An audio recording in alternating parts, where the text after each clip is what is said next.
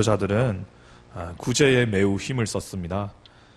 이는 율법이 구제에 힘쓰는 것을 명령하였기 때문입니다.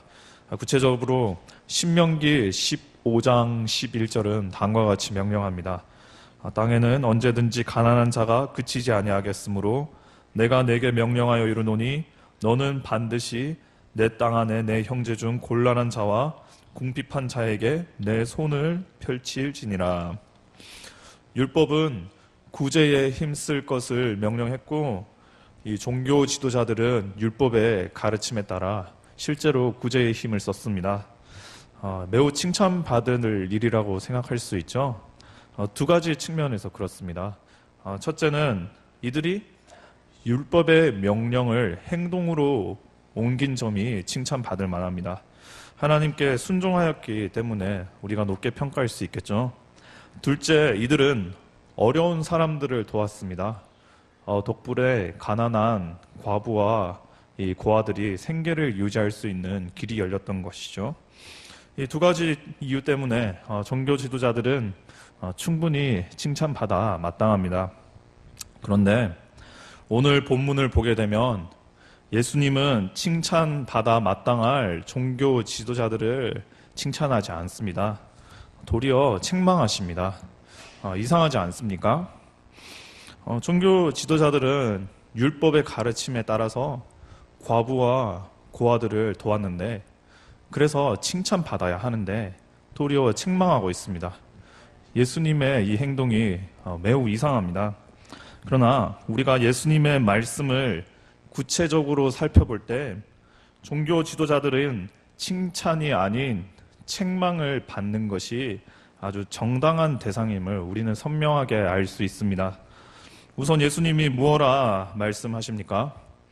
본문 2절을 보시길 바랍니다. 그러므로 구제할 때에 외식하는 자가 사람에게서 영광을 받으려고 회당과 거리에서 하는 것 같이 너희 앞에 나팔을 불지 말라. 진실로 너희에게 이르노니 그들은 자기 상을 이미 받았느니라. 2절에서 예수님은 유대 종교 지도자들을 향하여 구제할 때에 외식한다 이렇게 말씀하시며 종교 지도자들의 그 잘못을 지적하고 계시죠. 여기서 외식이란 무슨 뜻일까요? 원어적인 의미는 연기를 하다 이러한 뜻이 담겨 있습니다. 이 예수님 당시 헬라 문화권에서는 이 반쪽 원형 극장에서 연기를 하는 것이, 연극을 하는 것이 아주 큰 유행이었는데요. 예수님이 사용한 이 외식이라는 단어는 극장에서 연기자가 다른 캐릭터를 연기하는 바로 그 연기, 어떤 다른 캐릭터를 가짜로 행동하는 바로 그 연기라는 단어의 의미가 포함되어 있습니다.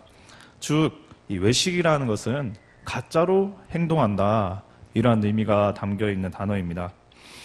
그렇다면 예수님께서 이 구제를 행하는 유대인들에게 연기한다, 외식한다 이렇게 말씀하신 이유가 무엇일까요? 구체적인 근거가 있어가지고 예수님께서 종교 지도자들을 외식하는 자라고 하는 것일까요? 예, 그렇습니다.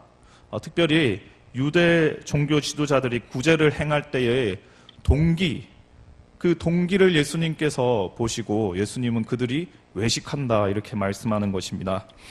과거 종교 지도자들인 바리새인들과 이 서기관들은 말 그대로 구제를 많이 행했습니다.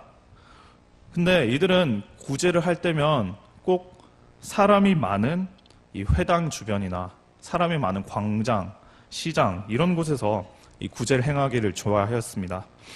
우리가 좋게 이해하면 이 구제를 효율적으로 하기 위하여 인구가 집중된 곳에서 이들이 구제를 하는구나 좋게 생각하면 우리가 그렇게 생각할 수 있습니다. 그러나 종교 지도자들은 효율적인 구제를 위한 목적으로 사람 많은 곳에서 구제를 행하지 않았습니다. 대신 다른 의도가 있었죠. 이들은 사람들이 많은 곳에서 구제를 행함으로 많은 사람들로부터 자신의 의와 이 선함이 인정받고 싶은 그러한 동기로 사람 많은 광장에서 구제를 행하곤 하였습니다. 이러한 종교 지도자들의 동기, 이러한 구체적인 모습은 그들의 더 구체적인 행동에서 뚜렷하게 우리가 발견할 수 있는데요. 우선 앞서 말씀드린 대로 이들은 사람이 많은 곳에서 구제를 행하는데, 이들은 구제를 하기 전에 독특한 것은 이 나팔을 불렀습니다. 여러분 생각해 보십시오. 종교 지도자들이 굳이 사람 많은 곳에서 구제를 행할 때 나팔 부는 이유가 무엇일까요? 이것이 구제와 무슨 상관이 있을까요? 구제와는 전혀 상관없습니다. 이는 나팔의 큰 소리로 많은 사람들의 이목을 받기 위함입니다. 그러므로 이들은 실제로 나팔을 불므로 많은 사람들의 이 이목을 사로잡는데요. 그러므로 종교 지도자들은 많은 사람들로부터 우와, 저 바리새인, 저 서기관 어려운 고아와 과부들을 돕는 것 좀 봐라. 진짜 대단하다. 참 멋진 사람들이다. 이런 칭송을 받을 수 있었습니다. 예수님은 이런 종교 지도자들의 동기를 보시고 이런 동기를 근거로 그들을 책망하신 것이죠. 이들의 동기는 율법에 순종하는 것에 의미를 두지 않았습니다. 하나님은 율법에 순종하는 것 그 염두하지 않았다는 겁니다. 어려운 자들을 정말 순수한 동기로 사랑의 마음으로 섬기지 않았습니다. 순전히 자신이 칭찬이라는 이 보상을 받기 위하여서 구제를 행했습니다. 예수님은 이러한 모습을 보고 저들을 향하여 외식하는 자다 이렇게 말씀하시는 것이죠. 그러면서 그들을 책망하십니다. 그래서 종교 지도자들을 책망하시는 이 예수님의 말씀은 이상한 게 아니죠. 도리어 정당한 지적이자 정당한 책망이라 우리가 볼 수가 있습니다. 이어서 예수님은 그 1차 청중, 당시 예수님 말씀을 듣던 1차 청중에게 그렇다면 구제의 바른 방법은 무엇인가? 바른 방법을 설명하시는데요. 우리가 3절을 함께 읽어보면 좋겠습니다. 3절을 함께 읽도록 하겠습니다. 너는 구제할 때에 오른손이 하는 것을 왼손이 모르게 하여. 우리 4절도 계속 읽겠습니다. 내 구제함을 은밀하게 하라. 은밀한 중에 보시는 아버지께서 갚으시리라. 유대 종교 지도자들이 나팔을 부는 것과는 정반대로 오른손이 하는 것을 이 왼손이 모를 정도로 은밀하게 하라. 구제를 은밀하게 하라. 이렇게 예수님은 말씀하십니다. 즉 사람의 눈을 의식하는 것이 아니라 하나님을 의식하며 정말 하나님을 사랑하는 그 마음으로 율법에 순종하여 그리고 그러므로 이웃에게 순수한 섬김을 행하라. 이렇게 예수님이 말씀하시는 것이죠. 이는 곧 순수한 동기로 정말 하나님 사랑하는 동기로 은밀히 보시는 하나님을 향한 그 중심의 동기로 이제 선을 행하라, 구제를 행하라 이런 예수님의 말씀이시죠. 그리고 이어서 예수님은 말씀하십니다. 은밀히 보시는 하나님께서 그 순수한 동기의 구제에 보상하신다. 하나님께서는 안 보시는 것 같지만 다 지켜보시다가 조용히 은밀하게 지켜보시다가 상을 주신다. 그 구제한 것을 하나하나 다 인정하시고 상을 주신다. 이렇게 예수님께서 말씀하시죠. 대신 앞선 2절에서 이 종교 지도자들, 사람들에게 이목을 끌어 그 자기 칭찬이라는 보상을 받고자 했던 종교 지도자들은 하나님의 상이 없다고 예수님 말씀하십니다. 이미 그들은 그들의 상을 받았다고 합니다. 즉 외식으로 구제하면서 사람들의 칭송과 영광이라는 이 상을 이미 받았으므로 하나님께서는 더 이상 다른 상을 그들에게 예배하지 않는다. 이렇게 예수님은 말씀하십니다. 이 말씀을 우리가 오늘 대하며 우리는 우리의 모습을 점검할 필요가 있습니다. 특별히 이 구제를 더 넓은 영역으로 확장하여서 하나님을 위하여 행하는 이 모든 봉사, 모든 섬김, 우리의 모든 사역, 우리는 한번 점검해 볼 필요가 있습니다. 예수님이 굳이 바리새인들을 책망하면서 너희들은 그렇게 하지 말라 이렇게 말씀하신 이유가 무엇이겠습니까? 바리새인뿐만 아니라 세상에 많은 사람들이 섬김을 행할 때에 본인이 드러나고자 하는, 본인이 칭송받고자 하는 그러한 동기가 다들 있기에 예수님은 너희들의 그런 불순한 동기 다 알고 있으니까 바리새인들과 같은 그런 동기 있는 거 다 아니까 너희들은 그렇게 하지 말라.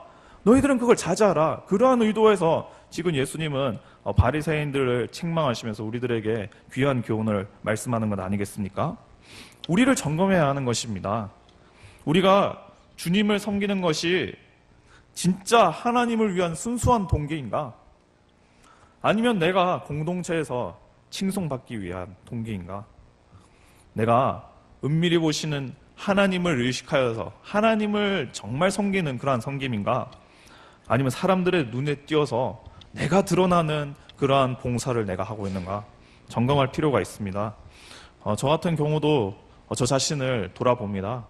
특별히 저는 전도사를 처음 시작할 때 그 하나님의 말씀을 전하는 이 설교하는 그 목적에 있어서 참 불순한 동기가 많았습니다. 물론 저도 1차적으로는 말씀을 전하는 것이 이 하나님의 은혜를 나눈다는 그런 정당한 이 필요에 따라서 이 말씀을 준비하고 말씀을 전했죠. 그러나 그 1차적인 목적을 뛰어넘는 불순한 동기가 제 안에 있었는데요. 그것은 설교 열심히 준비해서 그래서 이 강단에서 설교를 잘해서 사람들로부터 와, 저 전도사 설교 잘한다 이런 칭찬 받고 싶어서 불순한 동기로 설교 준비하는 경우가 참 많았습니다. 그래서 설교를 준비할 때 일부러 사람들이 감탄할 만한 부분들을 연구하고 그것들을 삽입했고 일부러 사람들이 모를 만한 지적인 이 여러 요소들을 연구하여서 일부러 그것들을 설교에 넣어서 내가 그 설교를 통하여서 드러나고 내가 그 설교를 통하여서 칭송받고 싶은 불순한 동기로 설교를 준비하고 설교를 실제로 강단에서 행하는 그런 경우가 참 많았습니다. 여러분, 우리를 점검해야 합니다.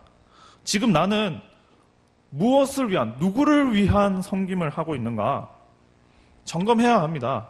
이어서 우리는 이 불순한 점검을 통하여 발견한 불순한 동기들을 우리 죄와 함께 십자가에 못 박히신 예수님의 십자가에 당장 못 박아 버려야 합니다. 그렇지 않으면 우리가 바리새인들처럼 책만 받는다고요. 우리가 외식하는 자, 연기하는 자, 너 도대체 무엇하고 있냐? 우리가 책만 받는다고요.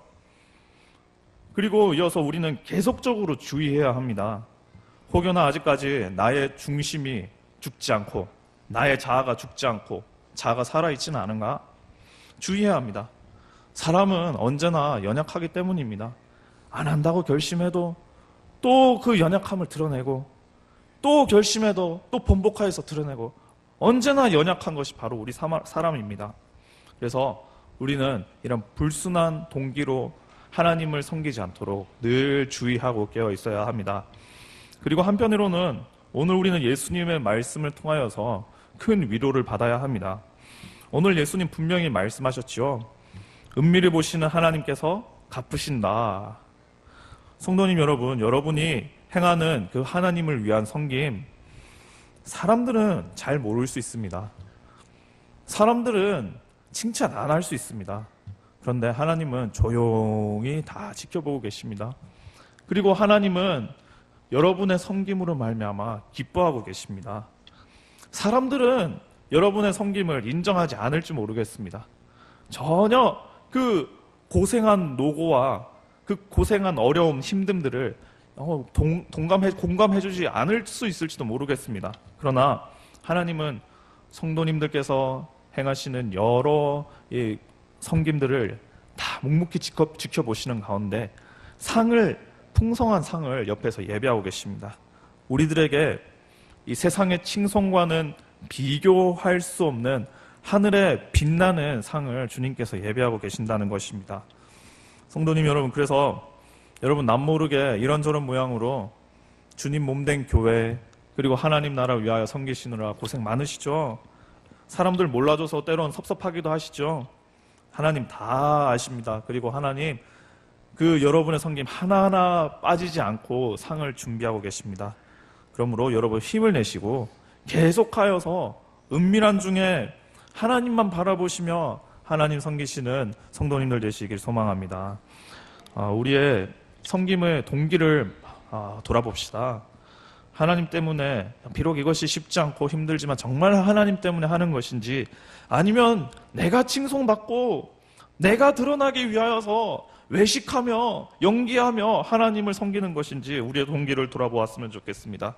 그러므로 바리새인들처럼 책만 받는 것이 아니라 하나님으로부터 칭송받는 우리 훌륭한 왕궁 중부교회 성도님들 되시길 간절히 소망합니다. 우리 함께